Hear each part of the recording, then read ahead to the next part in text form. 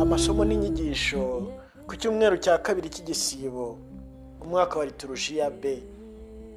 Ayo masomo ni ryo mu gitabo cy'intangiriro umutwe wa 22 umurongo wa 2 umurongo wa mbere kugera kwa 2 wa 9 wa 10 kugeza kwa 13 wa 15 kugera kwa 18. Isomo rya kabiri ni ryo mu ibaruwa mutagatifu Pawulo umwanditsi Abanyaroma umutwe wa 8 umurongo wa 31b kugera kwa 34. Zaburi ni 116, 114 na 15 mu dukubo.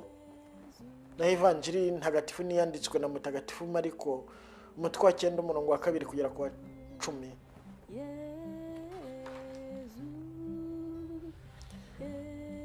Isomo ryo mu gitabo cy'intangiriro.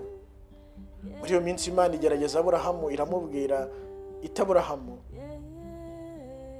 Arayisubiza ati ndi hano. Imana iti fata umwana wawe, umwana w'ikinege ukunda Izaki, uje mu karere ka Moriya, nuhagera uzamutambeho igitambo gitwikwa ku musozi nzakwereka. Bageze aho Imana yari yamweretse, Aburahamu abangura ukuboko afata icyuma ngo atambe umwana we. Ubwo marayika w'Uhoraho amuhamagarira mu ijuru ati Aburahamu, Aburahamu. Undi ati ndi hano. Marayika w'Uhoraho ati ntukoze ukuboko kuri uwo mwana, ntugire icyo umutwara, kuko ubu ngubu umenye ko wubaha Imana ukaba utanyemye umwana wawe w'ikinege. Aburahamu ngo yubura amaso abona inyuma ye imfizi y'intama, amahembe yayo yari yafatiwe mu gihuru. Aburahamu aragenda arayifata ayituraho igitambo gitwikwa mu kigwi cy'umwana we. Marayika w'Uhoraho ahamagarira Aburahamu mu ijuru bwa kabiri aramubwira ati ndahiye mu izina ryanjye we n'Uhoraho ubivuze, ubwo wangenjereje utyo ntunyime umwana we w'ikinege nzaguha umugisha. Abazagukomokaho nzabaha kororoka nk'inyenyeri zo mu kirere n'umusenyi wo ku nkombe y'inyanja, maze bazigarurira amarembo y'abanzi babo. Kandi urubyaro rwawe ni rwo amahanga yose y'isi azifurizanyamo umugisha, kuko wumviye ijambo ryanjye. Iryo ni ijambo ry'Imana. Nzakomeza gutunganira Uhoraho ku isi y'abazima.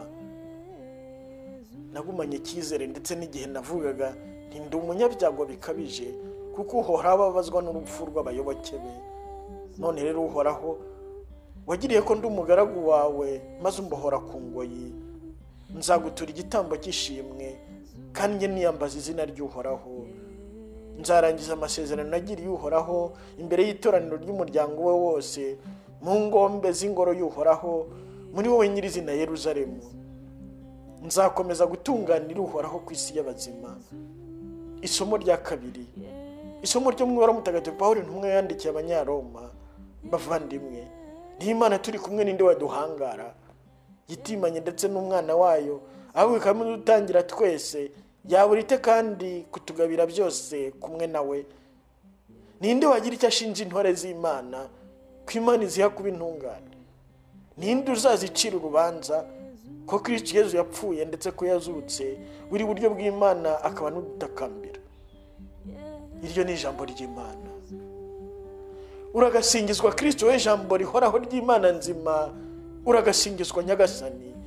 Ijwi ry'Imana ryataryumvikaniye mu gihu kibengerana riti uyu ni umwana wanjye nkunda cyane unyizihira nimumwumve. Uragasingizwa Kristo we jambo rihoraho ry'Imana nzima, uragasingizwa Nyagasani. Nyagasani Yesu nabane namwe. Amagambo mu Ivanjiri ntagatifu kwanditswe na mutagatifu Mariko. Muri icyo gihe Yesu ajyana na Petero na Yakobo na Yohani uko abo mu mpinga y'umusozi muremure, nkuko yihindura ukundi mu maso yabo. Imyambaro y'irererana irabengerana bitambutse ku buryo umumeshi wo ku isi yashobora kuyeza. Ubwo Eliya arabonekera hamwe na Musa baganira na Yesu. Petero niko guterura abwira Yesu ati mwigisha, kwibera hano ntako bisa. reka tuhace ibiraro bitatu, kimwe cyawe, ikindi cya Musa n'ikindi cya Eliya. Yari yabuze icyo avuga kuko bari bahiye ubwoba. Nuko igicu kirabatwikira, maze muri icyo gicu haturukamo ijwi riti, uyu ni umwana wanjye nkunda cyane, nimumwumve. Ako kanya barebye hirya no hino ntibagira undi wundi bongera kubona uretse Yezu wenyine wari kumwe nabo. Mu gihe bamanukaga umusozi, Yezu abategeka kutagira uwo batekerereza ibyo bari bamaze kubona, kugera igihe umwana w'umuntu azaba amaze kuzuka mu bapfuye. Bakomeza kuzirikana iryo jambo, ariko banabazanya bati, kuzuka mu bapfuye bivuga iki? Iyo ni ivanjiri ntagatifu. Yezu Kristo akozwe.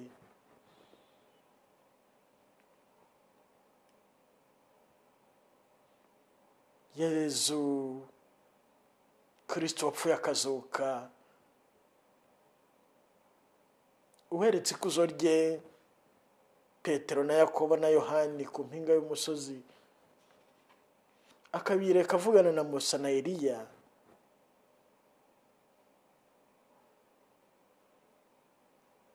We dupfiramo tukanazukiramo.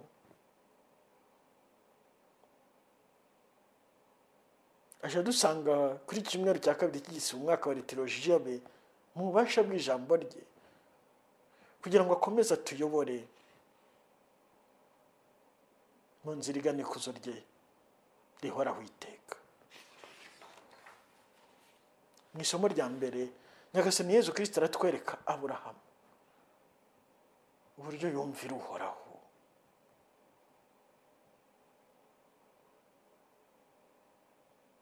Kugeza ubwo ntacyo ashobora kumwima, ndetse n'umwana we w'ikinege w'igitambo. Tihaguruka utambe umwana wawe. Aburahamu agahaguruka, nta kintu cyo kujijinganya cyangwa se cyo gushinga urubanza ngo atangira avuga ati, none se uhoraho, se wari warambwiye ko ibi n'ibi n'ibi?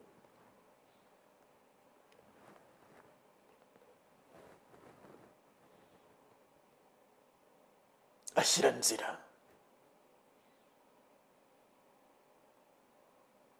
Uhoraho rero afite umutima. Uhoraho afite umutima, umutima unyurwa. Ibyo Aburahamu yakoze byanyuze Uhoraho.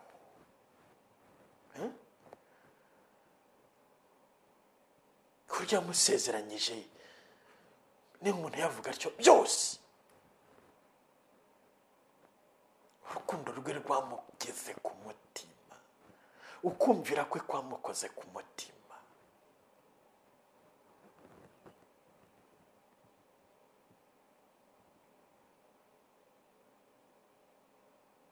Nta gushidikanya rero, natwe niba twumviye Yezu Kristo koko tukamukurikira, umutima we uzunga ubumwe n'uwacu. Yezu Kristo azanyurwa n'abamukunda, bamutera akanyamuneza. Niba ukunda Yezu Kristo, arakwishimiye. Umutima wa Yezu Kristo unyegagezwa n'ibyishimo kubera ko umuri imbere, kubera ko wamweguriye ubuzima bwawe, kubera ko uhaguruka ugiye kumuhamya. Nk'uko Yezu yarase Yohani Batisita, abonye ukuntu yari afite ishyaka ryo kumuteguriza, ntacyo asize inyuma.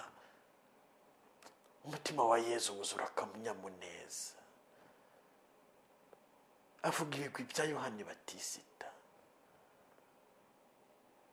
Nta gushidikanya rero, nawe Yezu arakwishimiye, niba ari we kugukorera, niba ari we ukunda, niba ari we ushaka. Ntabwo Yezu ameze nk'abantu.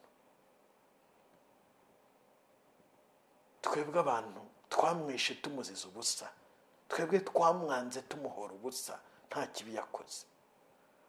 Na n'ubu tukaba tubikora, abantu tukabanga, tubaziza ko bakoze icyiza, tubaziza ko banze ikibi, tubaziza ko bakunze Yezu. Yezu ntabwo akora nkatwe.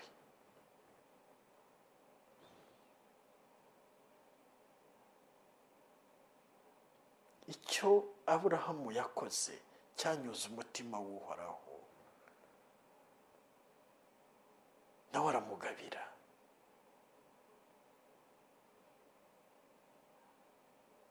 Nta gushidikanya, nkuko na Yezu yabisezeranyije abazamukurikira bose, ntacyo nanjye bazamburana. Nkuko yabivuze nyine asubiza ikibazo cya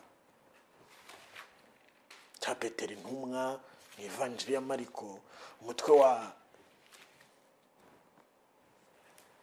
10. Nuko Petero araterura aramubwira ati, dore twebwe twasize byose turagukurikira. Yezu arasubiza ati, ndababwira ukuri, ntawe uzaba yarasize urugo cyangwa abavandimwe be cyangwa bashiki be cyangwa nyina cyangwa se cyangwa abana cyangwa isambu ye, ari njye bigirira n'inkuru nziza, ngo abure kwiturwa kari 100 muri iki gihe, ari amazu, ari abavandimwe, ari n'abashiki be n'abanyina n'abana n'amasambu, ariko n'ibitotezo bitabuze, kandi no mu gihe kizaza akaziturwa ubugingo bw'iteka. Muri Mariko umutwe wa 10 umurongo wa 28 kugera ku wa 30.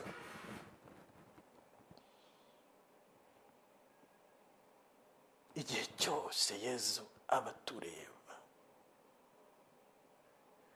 Ibyo twakoze byose mu izina rye nta na kimwe yibagirwa.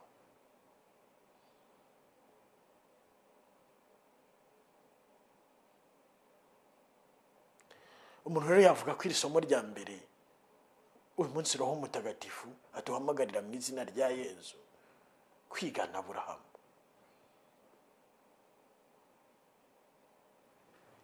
Niba Nyagasani Yezu aguhamagaye, itaba. Ibyagusabye kumuha bimuhe. Bwaba ari ubuzima bwawe, bwaba ari ubuzima bw'abawe, niba umuntu yavuga atyo. Kuko wagira ngo hari itegeko ribuza abana bavutse ari ikinege kuba ababikira, abafurere cyangwa abapadiri. Kubera ko iyo hagize agahirahira gushaka kuva mu rugo iwabo, yewe haba intambara, bagahaguruka bakamwitambika imbere kugeza igihe avuze ati, reka ngumaha. Ibyo rero ni ukwibeshya. Nyagasani Yezu ahamagara abashaka, agahamagara igihe ashakiye, nta kuvuga ngo undi yavutse ari ikinege, aba bavutse ari benshi. Abantu bose nabi. None se aramutse amuhamagaye, ibyo kumuhamagara nk'uko mu Kinyarwanda tuvuga tuti kanaka yitabye Imana, ninde wamwitambika imbere? None amuhamagaye kumugira intore ye, kugira ngo ayobore abandi muri ubu buzima. Wowe uri uritambika mu biki? Cyangwa se n'umuntu rwose akareba ati, yewe, ati numva nifitemo umuhamagaro, Nyagasani Yezu rwose arimo ambwira akajambo k'urukundo rwihariye hamwe nawe, ariko se nabihingutsa ne? Ndi umwana w'ikinege. Ibyo rero ni ukwibeshya. Aburahamu akubera urugero none. Uhoraho kandi nawe atubera urugero. Yezu atubera urugero, Data atubera urugero, Roho Mutagatifu atubera urugero. Abantu bakora ibyiza twirinde kubarwanya.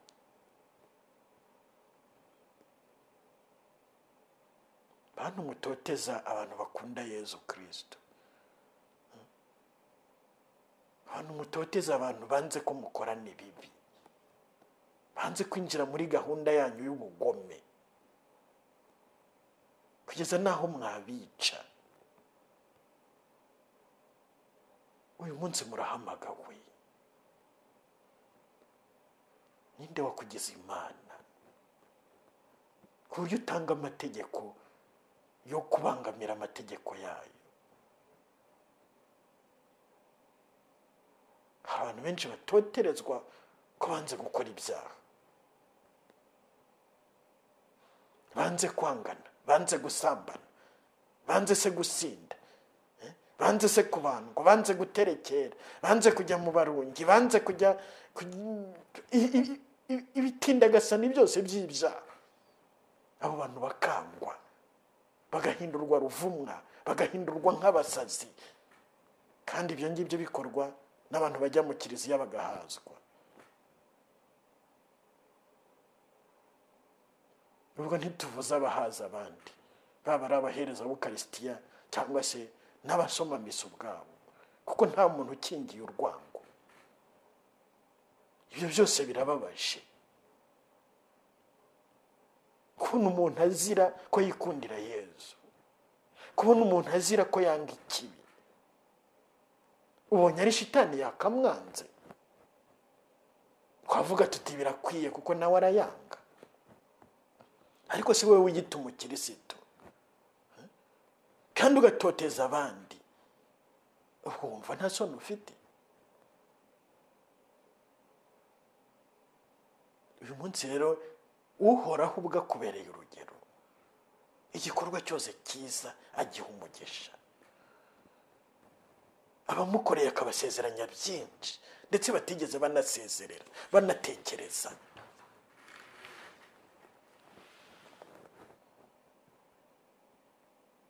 Ibyo ari byose rero, kabone naho bamwe bahaguruka barwanya abakurikiye Yezu Kristo,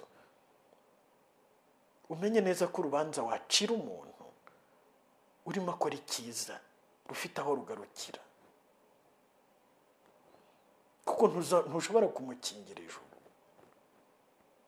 Nk'uko isomo rya kabiri rivuga biti, niba Imana turi kumwe ninde waduhangara?